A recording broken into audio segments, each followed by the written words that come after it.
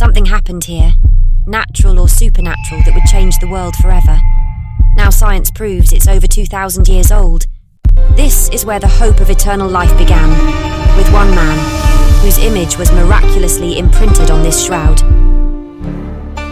We're embarking on a journey to uncover where this sacred cloth is mentioned in and out of the Bible and throughout history. Now, we move beyond the tomb, racing through time and space. The shroud's journey begins, tracing an unseen path towards the Mount of Olives, where faith and history converge. Here, at the Mount of Olives, Jesus stood with his disciples.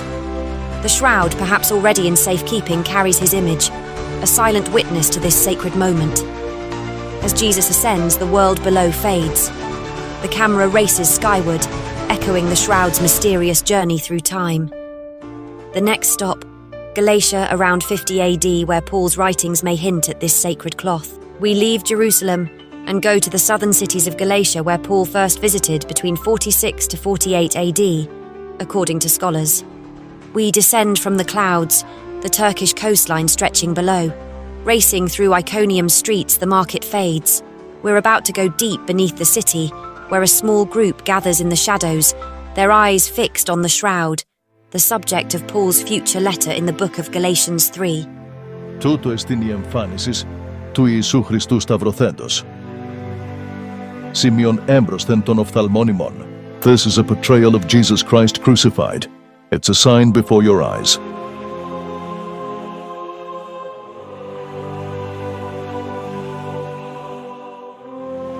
Paul wrote Galatians 3 around 48-55 AD, sometime after visiting Galatia.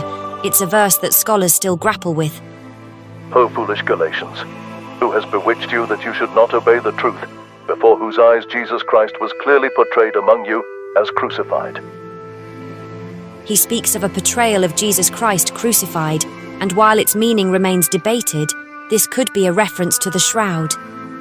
The Greek word used for portrayal can imply a visual depiction, like in a drawing.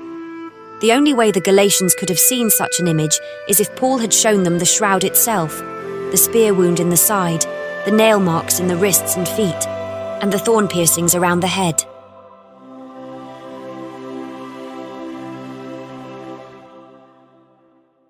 From the tunnels of Iconium, we race west along the rugged coastline of Asia Minor toward Ephesus, the heart of Roman influence.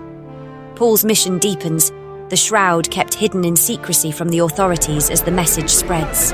It's 55 AD in Ephesus. The streets pulse with life as we weave through bustling markets and towering Roman columns.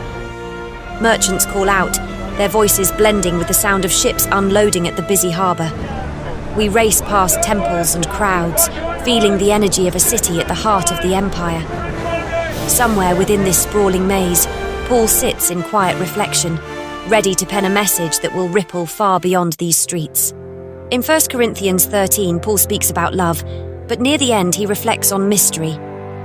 He writes, For now we see through a glass dimly, but then face to face. In Paul's time, mirrors were imperfect, offering faint reflections. But why focus on the face of Christ?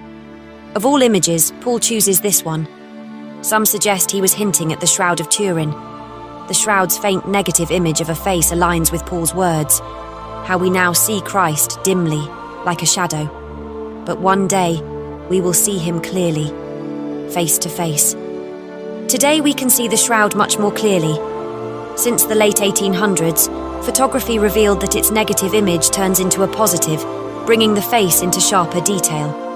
With modern technology, we can now enhance and study the image, bringing the face of Christ to life in ways Paul and his followers could never have imagined. Yet, what we reveal through this technology supports the shroud's authenticity, an image of a first-century Nazarene, matching the descriptions of Jesus. It resembles the iconic depictions seen throughout centuries, but here, it's more realistic, more authentic, offering a tangible connection to the face that shaped history.